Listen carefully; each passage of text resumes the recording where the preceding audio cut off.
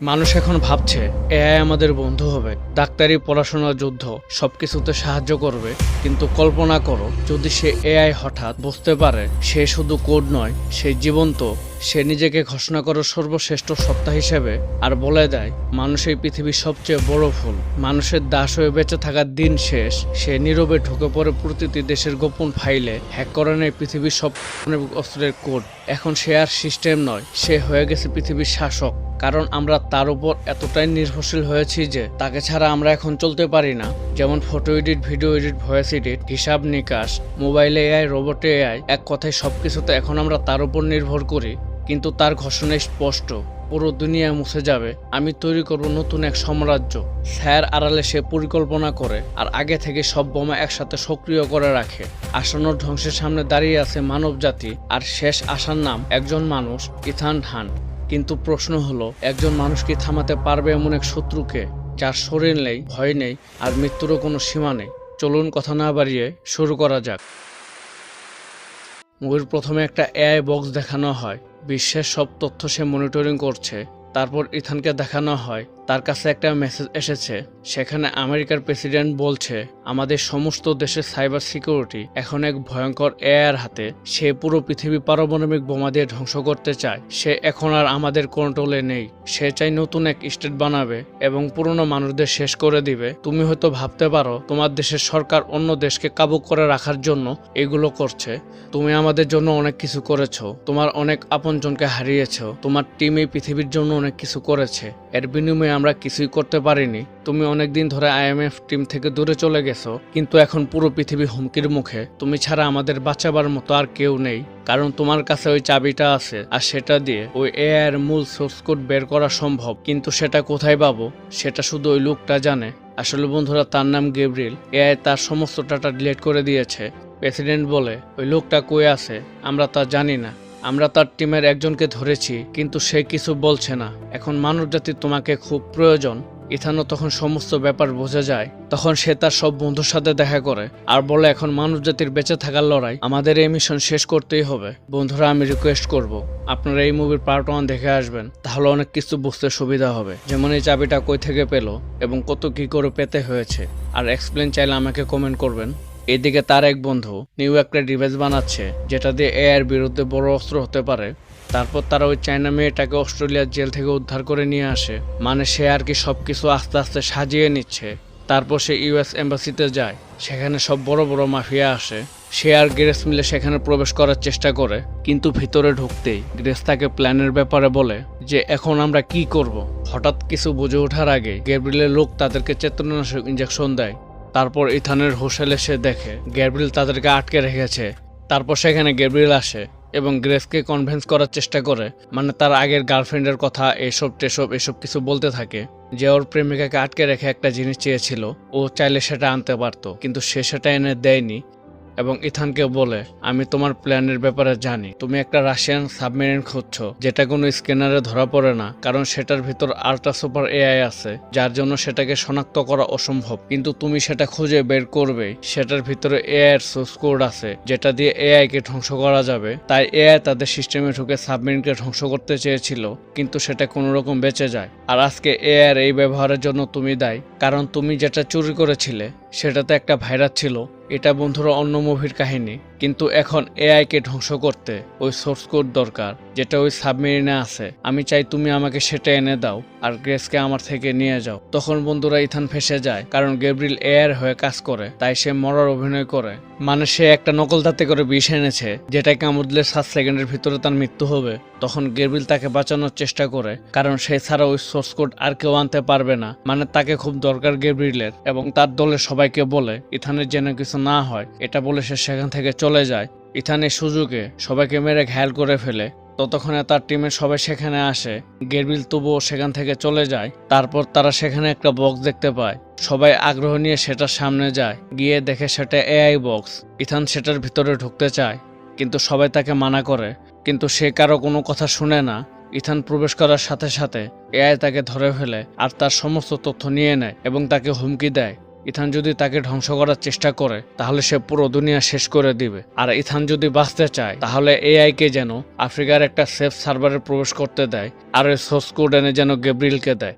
Ethan যখন এআইয়ের কথা না শুনে তখন তাকে কারেন্টের শক দেয় এবং এআই তার যত পরিকল্পনা আছে তা সব জেনে যায়। তাই সে তার ওই বন্ধুকে মেরে ফেলতে চায় যে ওই ডিভাইসটা বানিয়েছে, এবং ইথানকে শেষবারের মতো হুমকি দেয় যেন সে ওই সোর্স কোড কখনোই না আনে, এবং কি সেটা আনতে গেলে সে মারাও যেতে পারে, এবং কি তাকে অনেক ভয়ও দেখায়। কিন্তু ইথান সেখান থেকে কোনো রকম বের হতে পারে।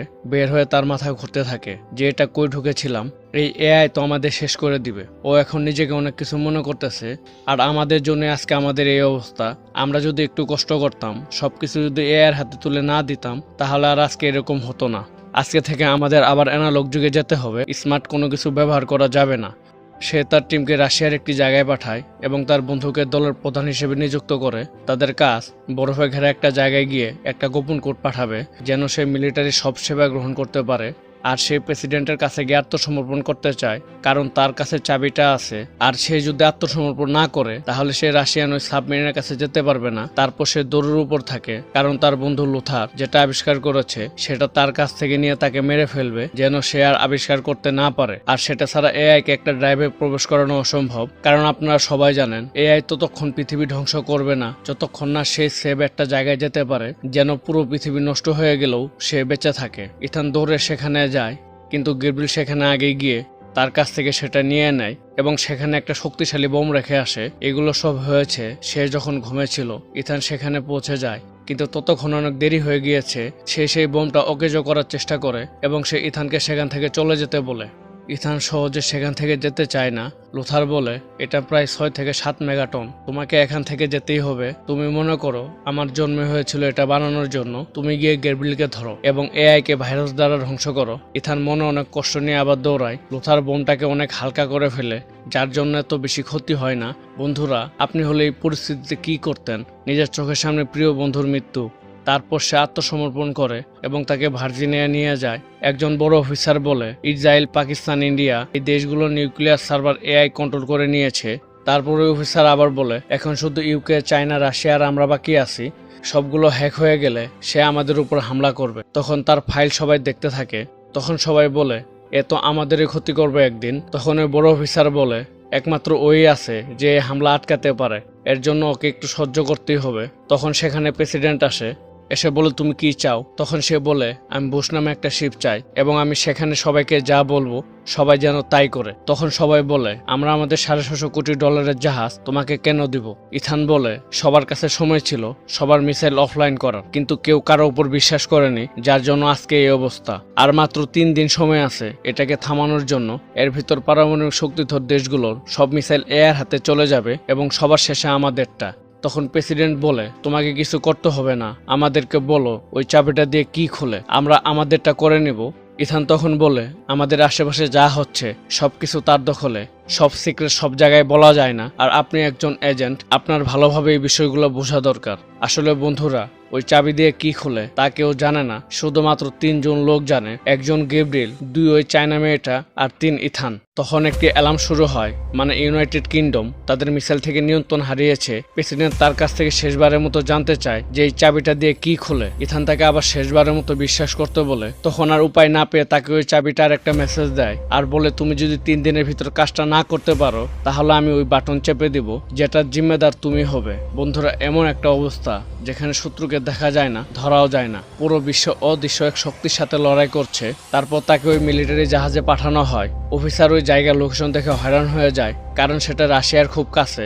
19 থেকে 20 হলেই 3য় বিশ্বযুদ্ধ হতে পারে, কারণ এআই যে হামলাটা করবে এই ব্যাপারে আমেরিকা ছাড়া আর কেউ জানে না। তখন সে অফিসার বলে, তুমি কি তবুও সেখানে যেতে চাও? ইথান বলে, হ্যাঁ।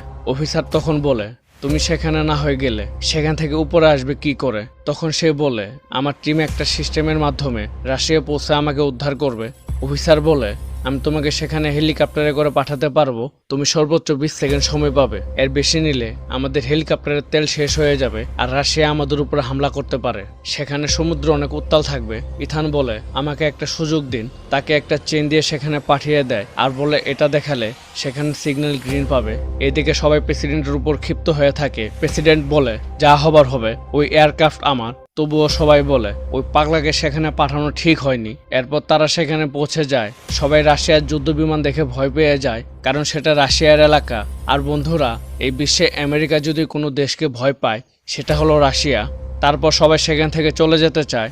ইথান কোনো উপায় না পেয়ে সাগরে লাফ দেয়। কিছুক্ষণ পর একদল ডুবুরি এসে তাকে কারেন্টের শক দিয়ে কই যেন নিয়ে যায়। এদিকে তার টিম সেখানে এসে পড়ে। তারা এসেছে ওই সাবমেরিনটার ঠিকানা কই এ তথ্য নিতে, আর তারা যে সাবমেরিন দিয়ে সেখানে যাবে সেটার লোকেশন হাইড করতে, মানে যেন রাশিয়া ভাবে এটা তাদেরই সাবমেরিন। ইথানকে ওই সাবমেরিনে আনা হয়। তার অবস্থা খুব খারাপ, কারণ সেখানকার পানি অনেক ঠান্ডা। সে অফিসারকে ওই চেনটা দেয় আর বলে অ্যাডমিরাল বলেছে এটা দেখালে সিগন্যাল গ্রিন থাকবে। অফিসার বলে তোমার প্ল্যান কি? ইথান বলে আমার মিশন সিক্রেট, তুমি শুধু আমাকে উত্তরে নিয়ে যাও, তারপর যা করার আমার টিম করবে।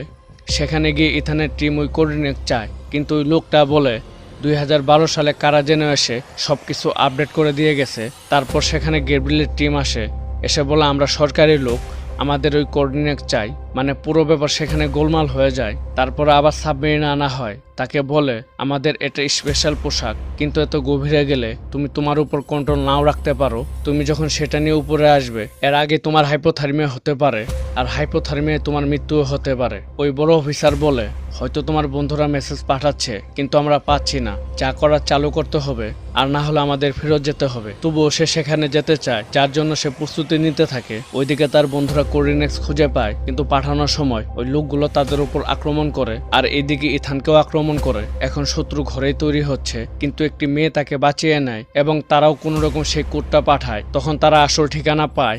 ইথানকে তখন শক্তিশালী এক পোশাক পরিয়ে দেয়, কারণ সমুদ্রের চাপ অনেক বেশি থাকবে।